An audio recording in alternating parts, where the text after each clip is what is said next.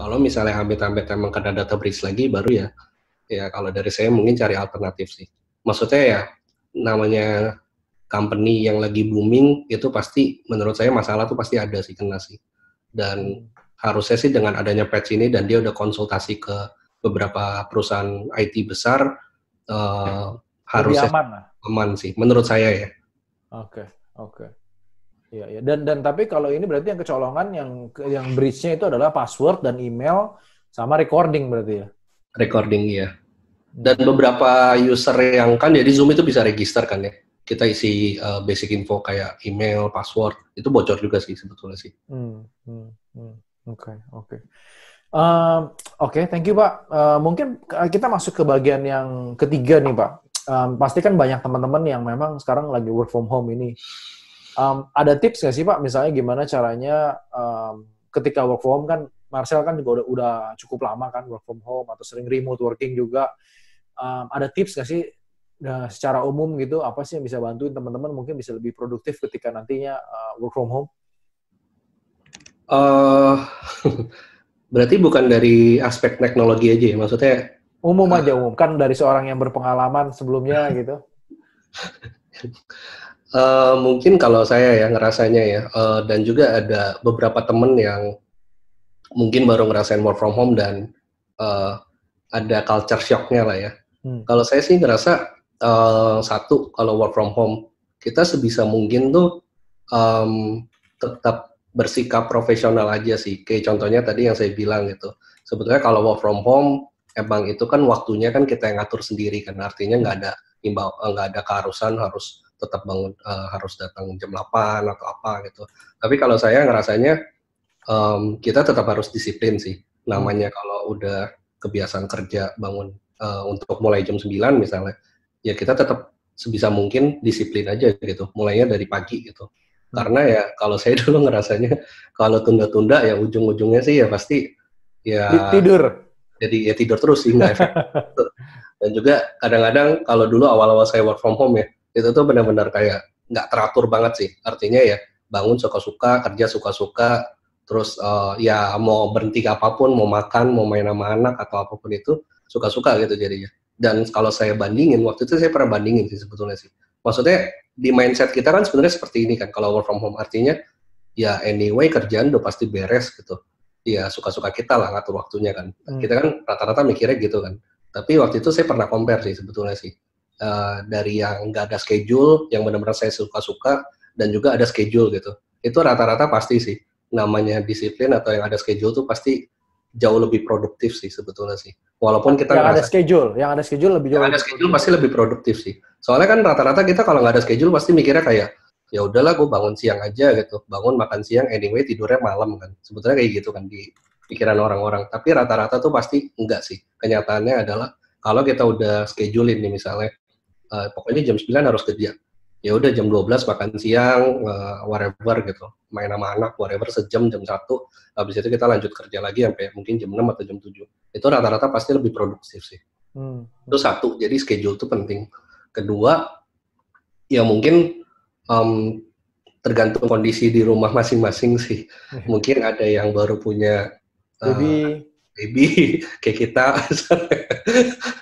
ada yang anaknya 3, teman saya ada yang anaknya 3, ya gitu-gitu sih macam-macam. Jadi tapi tetap mau kondisi apapun ya saya ngerasanya sebisa mungkin tetap kasih boundaries sih ke terutama anak kita ya. Kalau ke istri kan pasti bisa lebih ngerti ya. Ke anak ya maksudnya kita kasih tahu aja gitu, maksudnya ya walaupun kita lagi di rumah tapi tolong ngerti ya kita lagi kerja gitu, tolong jangan diganggu, nanti ada waktunya sendiri untuk kita main gitu. Ya kita kasih pengertian sih, emang pasti awal-awal susah. Namanya mereka ngeliat, oh kita kok ada di rumah terus, pikirannya kan libur kan. Tapi ya nggak bisa gitu sih, soalnya ya banyak kan cerita-cerita lucu kan, kalau lagi meeting online, anaknya tiba-tiba anak masuk. muncul, atau minta apalah, minta apapun itu. Tapi sebenarnya emang dalam kondisi kayak gini sih, pasti semua orang maklumin sih. Tapi sedikit banyak tuh, pasti ya bisa dibilang ya, produktivitas kita tuh berkurang sih. Saya ngerasanya sih gitu. Jadi ya ada baiknya kita ya pasang boundary sih ke keluarga kita, maksudnya ya walaupun kita kerja dari rumah itu bukan artinya libur. Kita tetap dibayar, kita punya tanggung jawab, ya ada baiknya sih tetap kasih boundaries sih. Jadi kalau dari saya nangkep, pertama profesional tetap harus bangun sesuai ini, masuk seperti biasa, kerja juga tetap ini produktif. Terus yang kedua punya schedule, yang ketiga juga kasih komunikasi ke boundaries ke teman, ke keluarga, bahwa memang kita lagi kerja, bukan libur nih ya gitu. Iya. Dan juga mungkin ini sih, saya nggak tahu ini tergantung dari workload masing-masing ya. Tapi kalau saya ngerasanya jujur aja dari mungkin 3 minggu terakhir ya, dari sisi kondisi kayak gini lah ya, maksudnya workload tuh kalau saya sih ngerasanya agak berkurang ya. Artinya apa? Kayak dari customer saya juga baru terapin work from home, masih pada culture shock, artinya diajak meeting pun jadi mungkin lebih susah atau apapun itu gitu. Tapi ya maksud saya sih ini juga kesempatan kita sih, maksudnya yang tadinya sibuk banget ngurusin customer atau implementasi atau jualan atau apapun itu, nah kita sebisa mungkin kalau udah ada schedule-nya di jam kantor, kalau ada waktu bebas lah ya atau free time-nya, ini mungkin kesempatan kita untuk improve knowledge sih kalau menurut saya. Kalau dari saya sih dari dulu tuh bisa dibilang agak susah waktu untuk belajar gitu, karena fokusnya ke kerjaan gitu. Nah ini ada waktu, kita dikasih waktu karena apa? Maksudnya masih sebulan lagi ya, sebulan lagi. Iya, maksudnya tergantung, balik lagi tergantung workload masing-masing ya. Tapi saya yakin sih ada beberapa yang ngalamin kayak saya gitu. Maksudnya workload-nya agak berkurang, ya tapi jangan kita jadi malas-malesan gitu. Maksudnya ini waktu kita yang tepat untuk improve knowledge sih. Artinya kita manfaatkan waktu sebaik-baiknya. Once kondisi ini udah ya bisa dibilang berakhir ya, atau mungkin udah at least udah nggak balik ke normal lah, tapi mungkin udah nggak work from home lagi, ya kita udah lebih, ya bisa dibilang lebih ready sih maksudnya untuk ngadepin kondisi apapun gitu. Oke. Kalau dari sisi IT Pak, dari teknologi, aplikasi atau apa, ada nggak sih Pak yang bisa bantuin teman-teman supaya bisa work from home-nya lebih efektif gitu Pak? Kan kita tadi udah sempat bahas bahwa meeting pakai Zoom misalnya, atau pakai Google Hangout, atau pakai Skype for Business. Ada lagi nggak sih tools-tools yang memang bisa bantuin teman-teman? Mungkin aku bagi dua kali ya kalau dari tools ya. Kalau nomor satu itu kan pasti related ke remote access ya. Remote access artinya kita harus punya akses ke aplikasi kantor atau apapun environment kantor ya. Kalau itu kan biasanya rata-rata orang pakai yang tadi saya bilang VPN atau VDI gitu. Kedua, karena ini maksudnya remotely ya, artinya kita nggak langsung face to face sama bos kita atau anak buah kita atau kolega kita, artinya kan komunikasi makin kritikal kan maksudnya. Jadi mungkin instead of pakai communication tools biasa, contohnya communication tools biasa tuh ya email, terus mungkin telepon, WhatsApp, whatever, itu mungkin bisa mulai consider pakai collaboration tools sih. Collaboration tools tuh mungkin kalau Renat pernah dengar namanya kayak Slack misalnya, atau mungkin Zoho punya Google. Itu tuh artinya sebenarnya sekilas kelihatannya mirip sih, maksudnya dia buat komunikasi sih. Tapi maksudnya kenapa itu bagus? Karena tuh di situ kita bisa terapin kayak kita bisa bagi kategorinya sih maksudnya sih. Misalnya Renat lagi ada project di suatu bank ya, di suatu bank A gitu. Terus ada di industri B misalnya. Nah di situ tuh kita bisa sebagai manajemen atau lead, kita bisa terapin kategori-kategorinya dan kita bisa nge-track progresnya sih di situ sih. Dimana maksudnya kadang-kadang kalau komunikasi kan bisa miskom ya. Maksudnya pakai WhatsApp biasa atau apa gitu, kadang-kadang nggak cukup. Tapi namanya pakai tools, itu tuh biasanya akan ngebantu sih. Kita sebagai leader bisa ngelihat progresnya, dan juga dari anak buahnya tuh bisa jadi kayak tahu gitu, dia tuh harus ngelakuin apa dan targetnya tuh apa gitu sebetulnya. Jadi better untuk komunikasi lebih bagus pakai collaboration tools itu sih maksudnya. Kalau dari VPN sendiri tadi kan Marcel sempat mention ngomongin terkait VPN yang di internet yang gratisan-gratisan, yang which saya juga pakai. Itu jangan dipakai berarti Pak? Ya kalau bisa sih jangan sih itu sih. Karena beresiko ya? Karena gini sih, bayangannya gini aja sih. Kita kalau beli software VPN itu biasanya kan kita harus install sesuatu di server kita lah ya, di internal network kantor kita.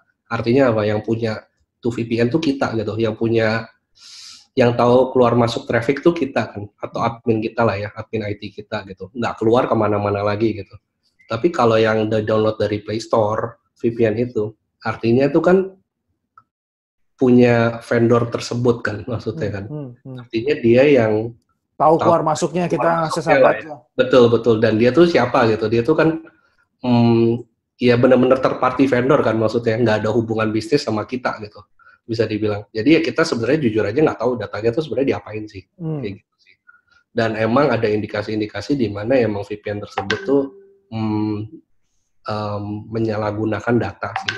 Ada yang bilang kayak gitu, tapi belum ada buktinya sebetulnya. Berarti kalau VPN pun belinya yang kalau walaupun yang di Play Store kan ada yang berbayar juga tuh Pak, itu juga nggak direkomend.